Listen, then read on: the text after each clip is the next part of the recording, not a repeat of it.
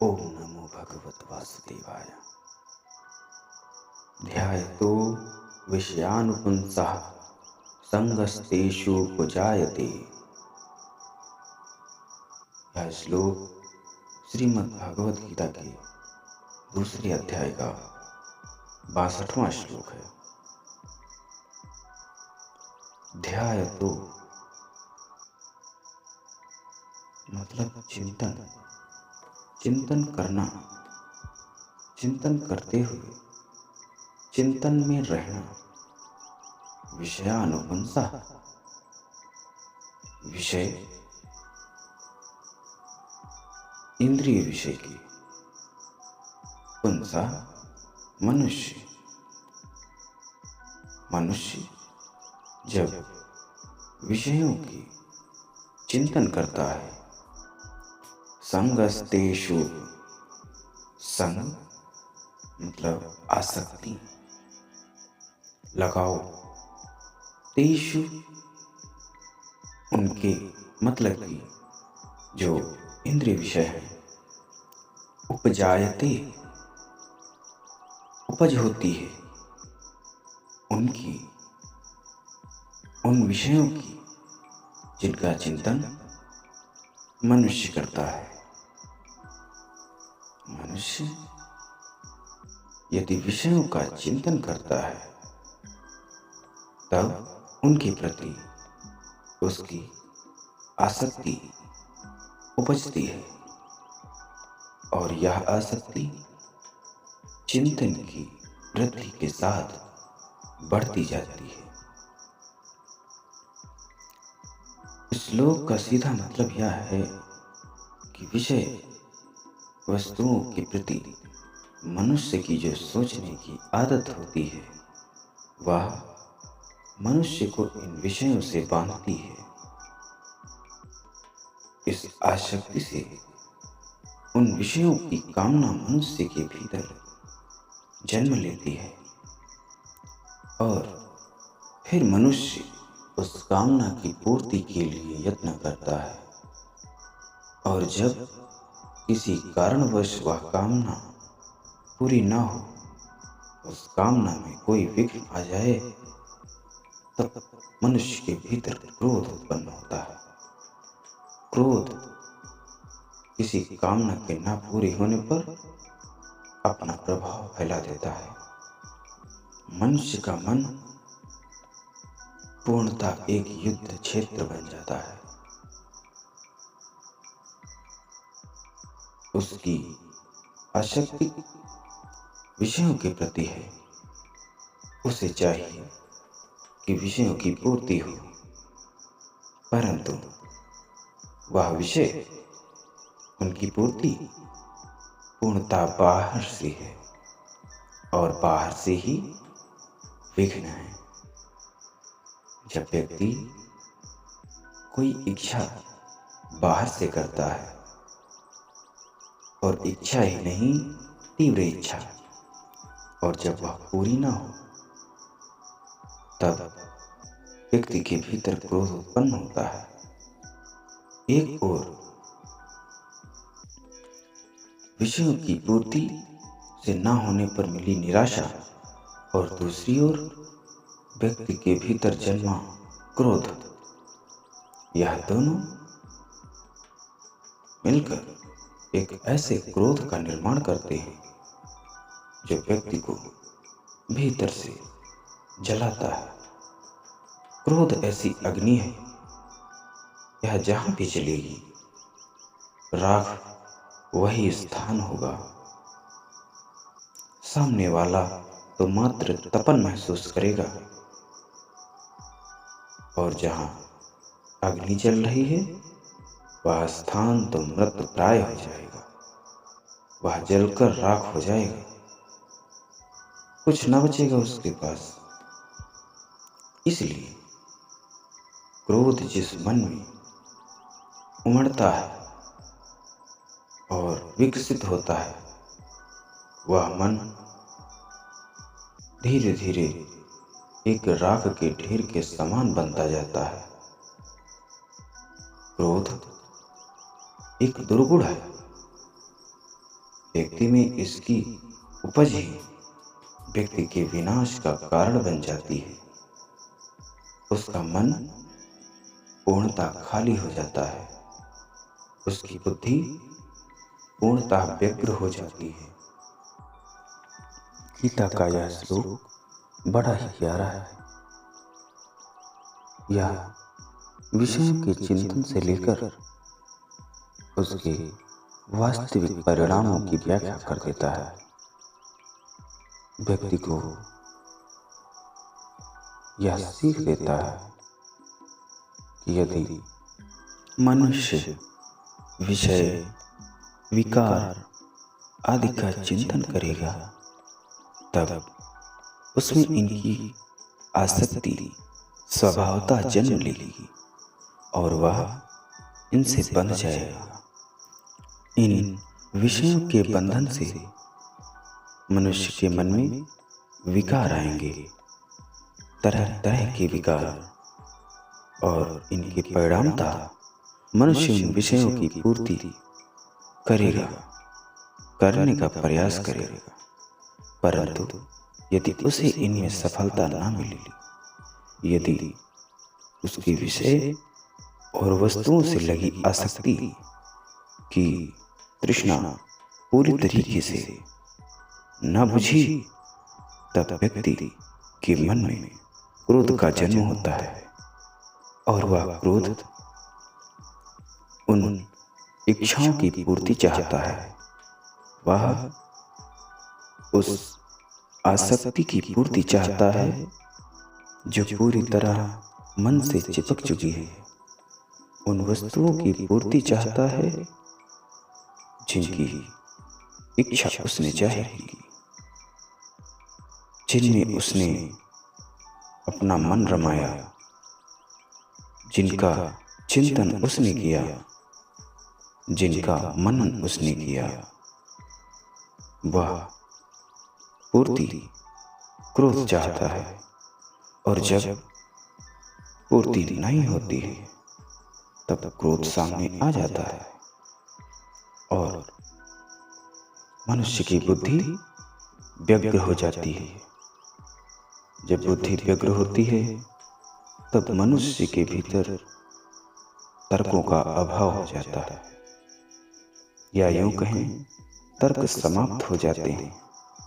जब बुद्धि नहीं तब भला तर्क का क्या काम, तर्क दिखाई ही नहीं देते, और जब तर्क दिखाई नहीं देते तब व्यक्ति का पतन हो जाता है।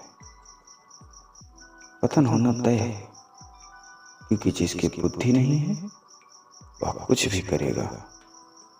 क्रोध उससे कुछ भी करवाएगा, वह जलेगा, सीधा जलेगा बिना बंधन के, और जहां जलेगा उसे राख बनाकर ही छोड़ेगा। और मनुष्य का मन यदि राख बन गया तब जिंदगी की आकांक्षाएं, जिंदगी में प्राप्त होने वाली सुविधाएं सब धरी की धरी रह जाती हैं। मनुष्य के हाथ कुछ भी नहीं लगता। इसलिए गीता में कृष्ण कहते हैं कि तुम विषयों का चिंतन मत करो, उन्हें मनन मत करो, उन्हें स्वयं में उतारने की कोशिश मत करो। तुमने ध्यान दिया होगा कि जब तुम फसल बो रहे होते हो तब तुम्हारे मन में तरह तरह के विचार आते हैं कि ईश्वर इस फसल में मुझे इतनी पैदावार देगा कि मैं ये कर लूंगा, मैं वो कर लूंगा, अब की बार यह करूंगा, अब की बार वो करूंगा। परंतु यदि उसके अनुरूप फसल की पैदावार नहीं होती है तब व्यक्ति में क्रोध उमड़ता है, व्यक्ति में विकार का जन्म होना तय है। उन विकारों के प्रभाव में व्यक्ति फसल को दोष देता है, अपने ईश्वर को भी दोष देता है। वह स्वयं को कुछ नहीं कहता,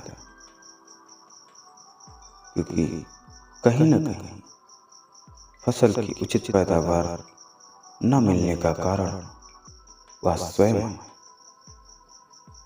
क्योंकि इतनी बारिश भी नहीं हुई कि उसकी फसल टूट गई।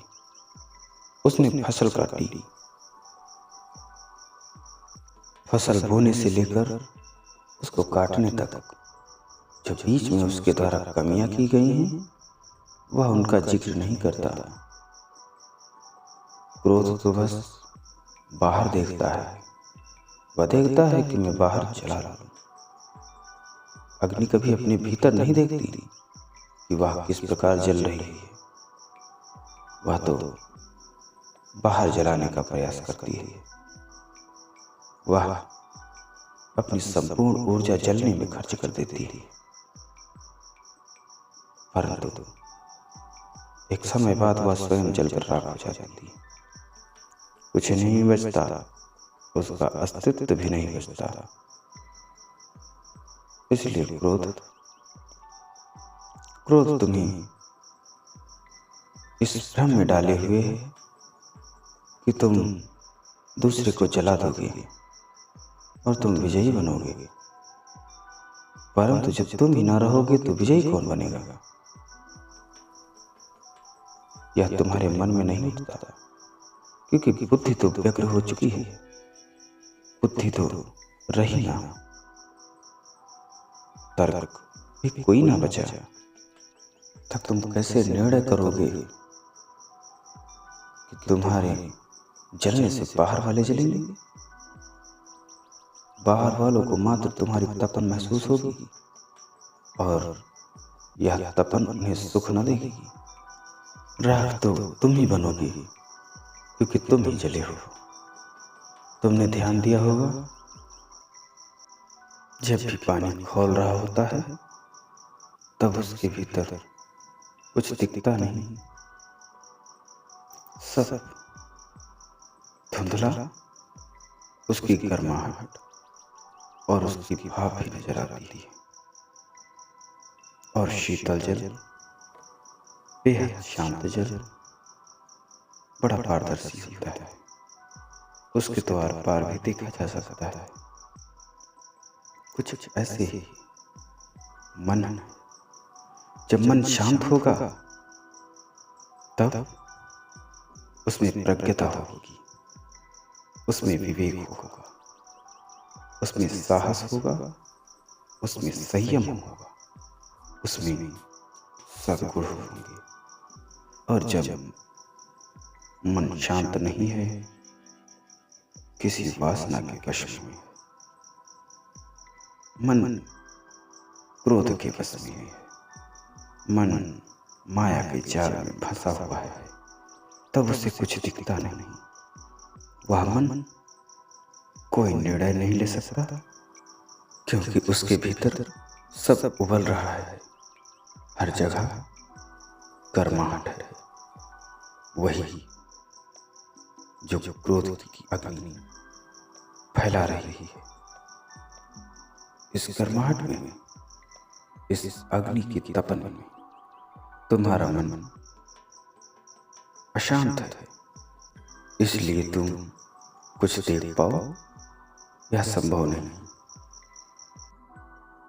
तुमने ध्यान दिया होगा कि जब तुम अपने इस डिवाइस पर मुझे सुन रहे होते हो, तब तुम्हारे डिवाइस में ऐसे ही वीडियो आने लगते हैं।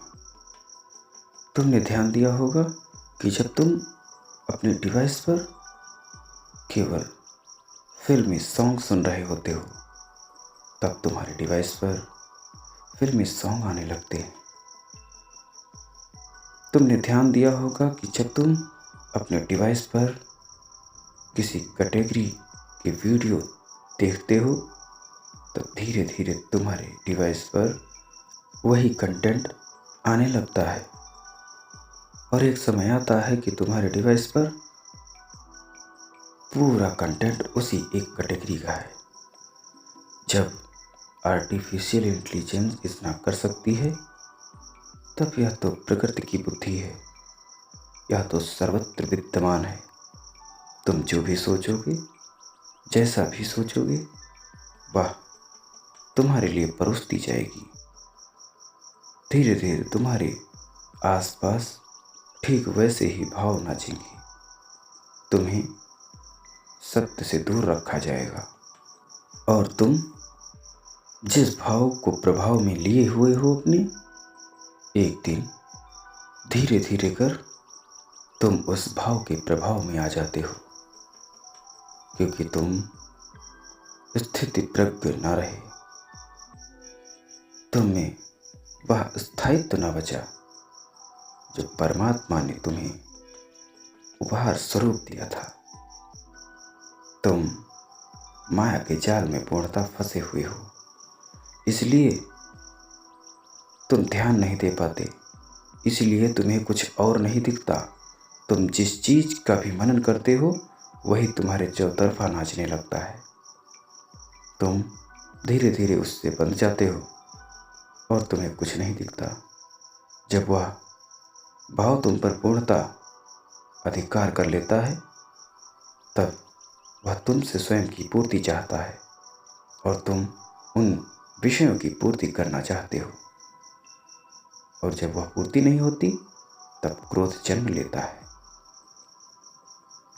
यह स्वाभाविक है, यह प्रकृति का नियम है, यही आकर्षण का नियम है। तुम्हारा मन एक ऐसी धातु है जो जिधर देखता है कि भार है, जिधर देखता है कि विस्तार है, जिधर देखता है कि बहुमत है, उधर चिपक जाता है।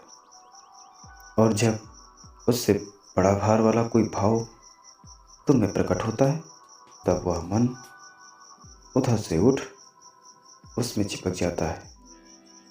तुम्हारा मन स्वतंत्र नहीं रहना चाहता, वह हर समय किसी न किसी के प्रभाव में रहता है, किसी न किसी भाव के प्रभाव में रहता है। तुम जब सुनते हो कि हमें जानवरों पर दया करनी चाहिए, तब तुम जानवरों पर इतनी दया करते हो कि तुम्हें स्वयं का भी ख्याल नहीं रहता। और अगर जानवर तुम्हें काट ले,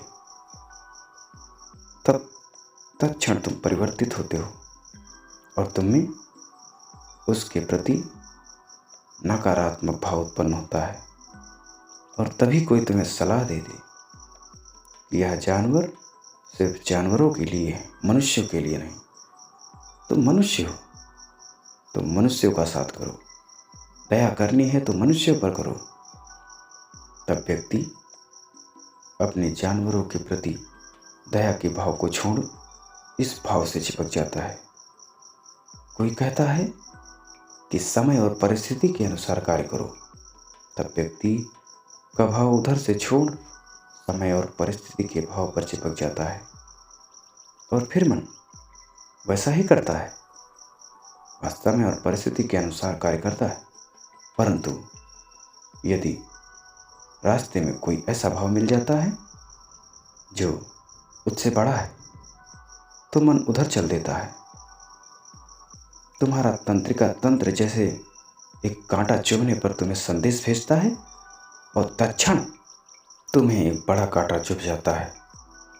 फिर तंत्रिका तंत्र परिवर्तित हो जाता है, वह पूर्व की सूचना को छोड़ उस बड़ी सूचना को तुम तक पहुंचाता है। यह होता है। तुमने ध्यान न दिया होगा, परंतु यह सही है। ध्यान देकर देखो, स्वयं पर ध्यान दो। बार बार यही कहना है कि तुम स्वयं के साक्षी बनो, स्वयं के दृष्टा बनो। जब तुम स्वयं के दृष्टा बनते हो, और तभी तुम स्वयं के सृष्टा बन सकते हो। तुम स्वयं पर जब ध्यान देते हो, तभी तुम स्वयं को समझ पाते हो कि वास्तव में तुम्हारे साथ क्या हो रहा है, क्या घटित हो रहा है, किस कार्य के बाद कौन सा कार्य जन्म ले रहा है, कौन किसका कारण है और कौन किसका फल, यह सब यदि तुम अपनी क्रिया प्रतिक्रियाओं पर तुम यदि ध्यान देने लगते हो, तब तुम स्वयं को समझ पाते हो। तो तुम्हारा मन बहुत ही स्वतंत्र है और स्वतंत्रता के पास उसमें हल्कापन भी बहुत है। वह एक जगह नहीं टिक पाता, किसी हल्के भाव में भी वह बह जाता है। एक सुंदर लड़की को यदि देख ले तो वह उसके प्रति आकर्षण का भाव उत्पन्न कर लेता है और स्वयं को उसकी चाह हो जाती है। और अगर तुम में इस क्षण से निपटने का ज्ञान नहीं, इस क्षण से निपटने का साहस नहीं, इस क्षण से निपटने की बुद्धि नहीं, तो तुम इस क्षण से नहीं निपट पाते और यह भाव तुम में बढ़ता चला जाता है और फिर तुम उसकी प्राप्ति का जतन करने लगते हो। इसीलिए कृष्ण कहते हैं, यह मन बड़ा चंचल है, इस पर तुम्हें अंकुश लगाना रहता है। इसको तुम्हें बांधना नहीं है, परंतु इसको तुम्हें शिक्षा देनी है, इसे शिक्षित करना है, इसके व्यवहार को उचित करना है, इसके व्यवहार में नैतिकता लानी है। जब तुम मन को नैतिकता का पाठ पढ़ाते हो तब वह तुरंत समझ जाता है, और जब क्रोध तुम में आता है तब वह तुरंत क्रोध के प्रभाव में आ जाता है। यह सब तुरंत होता है इसलिए क्योंकि मन बड़ा हल्का है और इसीलिए उसकी गति भी सबसे तीव्र है। ध्यान देना, जो हल्का है उसकी रफ्तार तेज है, जो भारी है वो इस तले दबा है, उसकी रफ्तार धीमी। तुमने ध्यान दिया होगा कि यदि तुम रात्रि में जागते हो और रात्रि में कोई कार्य करते हो तब तुम्हें रात्रि का पता नहीं चलता कि कब क्या हो गया, कब कितना समय हो गया, कब कितना बच गया, कब कितना शीघ्रता हो गई, तुम यह नहीं समझ पाते। परंतु यदि तुम वही कार्य दिन में कर रहे होते हो तब तुम्हारे लिए दिन बड़ा लगता है। रात्रि शांत होती है, रात्रि में कोई शोर शराबा नहीं होता, रात्रि हल्की होती है, रात्रि में कोई भी भारपन नहीं, रात्रि में सब सो रहे होते हैं, रात्रि किसी को ढोती नहीं, इसलिए रात्रि तेज है। और दिन तो सबको ढोता है। दिन में तो सब व्यस्त होते हैं और जितनी व्यस्तता होती है उतना ही छोटापन, उतना ही भारीपन महसूस होता है। इसीलिए दिन बड़ा मालूम होता है। अगर यह तुमने ध्यान दिया तभी समझ पाओगे। तुमने ध्यान दिया होगा, जिसके जूते भारी होते हैं वह दौड़ने में उसका मुकाबला नहीं कर सकता। जिसके जूते हल्के हैं, जिसने भार ले रखा है, वह कभी हल्के का सामना नहीं कर पाएगा और हल्का उस भार के मुकाबले टिक भी नहीं पाएगा। हल्का तो हल्का, वह जिधर जाएगा उधर हल्का, उसे जो भी चाहेगा अपने प्रभाव में ले लेगा। इसलिए मन बड़ा हल्का है और इसीलिए उसकी गति भी तीव्र है और इसीलिए उसे समझ पाना भी मुश्किल है, क्योंकि जो हल्की चीज़ है उसकी माप तौल नहीं हो पाती, उसके मानक नहीं निर्धारित हो पाते। इसलिए हल्की चीज़ हल्की ही है और मन हल्का है, इतना ध्यान रखना।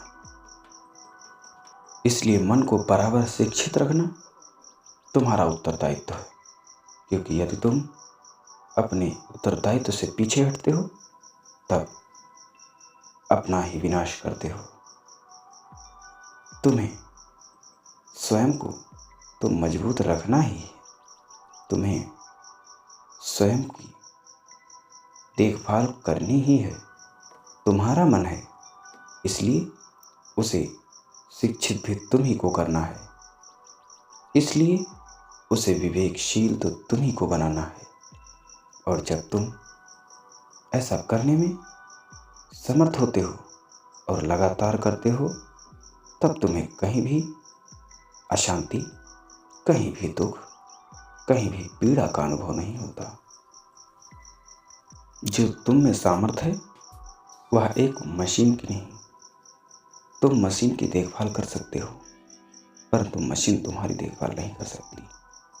उसे तो वही करना आता है जो उसे बताया जाता है, और तुम जो बताया जाता है उससे अधिक भी कर सकते हो और उससे कम भी। मशीन तो मशीन है, उसका यदि एक भी नट बोल्ट ढीला हो जाए तब वह सही से काम न करेगी, और धीरे धीरे उसके और भी पार्ट खराब होते चले जाएंगे। कुछ ऐसे ही मन भी है। अगर मन को तुम खुला छोड़ दो, उस पर ध्यान न दो, कोई बंधन न लगाओ, तटस्थ हो जाओ, तब मन वह कर देगा जिसकी गति तुम्हारे लिए अनुचित है। वह तो कुछ भी कर सकता है। मन तो बेलगाम घोड़ा है, जिधर जाना चाहेगा उधर जाएगा। इसलिए अपने मन पर नियंत्रण रखना तुम्हारी जिम्मेदारी है।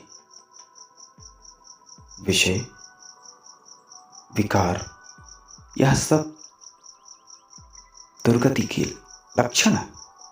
इसलिए मन में ऐसे भाव मत उत्पन्न होने देना जो तुम्हें दुर्गति की ओर ले जाएं, जो तुम्हें अंधकार के गर्त में धकेले, जहां से प्रकाश का मिलना कठिन है। जब इस समय प्रकाश मौजूद है और तुम्हें यदि इस समय नहीं दिखाई देता, तब अंधेरे में क्या दिखाई देगा। इसीलिए कृष्ण कहते हैं, ध्यायतो विषयानुपुंसा संगस्तेषु उपजायते। विषयों का निरंतर चिंतन करने से व्यक्ति का संग उनके साथ हो जाता है और उनमें आसक्ति हो जाती है। उन विषयों से व्यक्ति का लगाव बढ़ता जाता है, और यह जब लगाव इतना बढ़ जाता है कि वह स्वयं की पूर्ति चाहता है, तब व्यक्ति उनकी पूर्ति के लिए प्रयास करता है, और उनकी पूर्ति न होने पर, व्यक्ति को सफलता न मिलने पर उसके मन में क्रोध का जन्म हो जाता है, जो कि स्वाभाविक है। और यह क्रोध व्यक्ति को पतन की ओर ले जाता है। इसलिए अपने मन को सिर्फ श्रेष्ठ विचारों में ही संलग्न करें, उसे श्रेष्ठ विचारों पर ही चिंतन करने को प्रेरित करें, क्योंकि यही तुम्हारे लिए सही है और यही परमात्मा तुमसे चाहता है। तुम अपने कार्य में सफल हो, यही उसकी इच्छा है और यही तुम्हारा कर्तव्य भी।